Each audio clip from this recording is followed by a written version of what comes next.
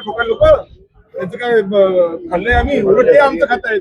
आमच्याकडे पेट्रोल आम्हाला 70 रुपयाला मिळू शकतं विनाकारण ते डोक्यावरती टाकल्यामुळे 105 रुपये झाले आणि तिकडे सगळे मंत्री आमदार फ्री मध्ये फिरतायत. कशाबद्दल कोणाच्या पैशावर फिरतायत? आमच्या पैशावरती.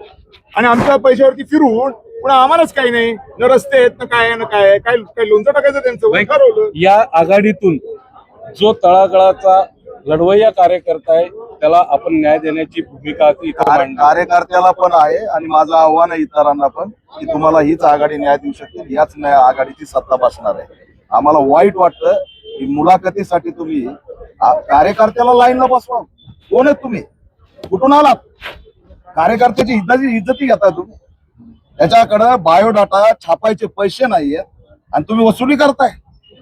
हे चालणार नाही. कोणताच पक्ष या ठिकाणी एक नाहीये. हे सगळे मिळालेले तर आम्ही सगळे भाऊ मिळून मिसळून खाऊ हा यांचा खरा नारा आहे. असं कसं होऊ शकतं? कुठे यांची विचारधारा? कुणीही कुणासोबत युती आणि आघाड्या म्हणजे मुंबईला जे मित्र ते पुण्यात शत्रू, पुन्हा औरंगाबादला शत्रू मित्र. काय चाललंय महाराष्ट्रात? हिंमत असेल तर राज्याची एक आघाडी करून दाखवा.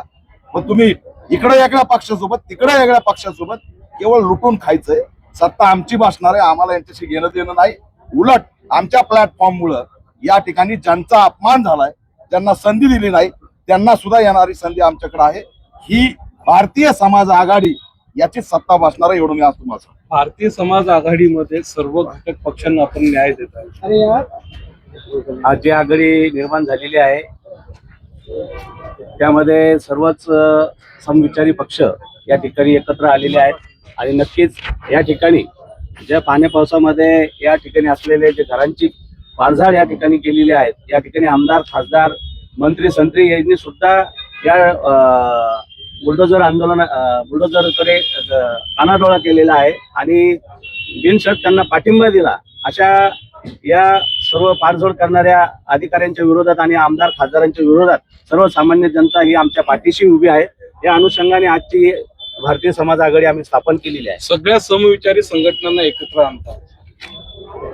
इथले प्रस्थापित सत्ताधारी आणि विरोधकांनी या सगळ्या जात आणि धर्माच्या ठेकेदारांनी जाती जातीमध्ये दंगली करून या शहराला जाळण्याचं काम केलं, या शहराला उद्ध्वस्त करण्याचं काम केलं.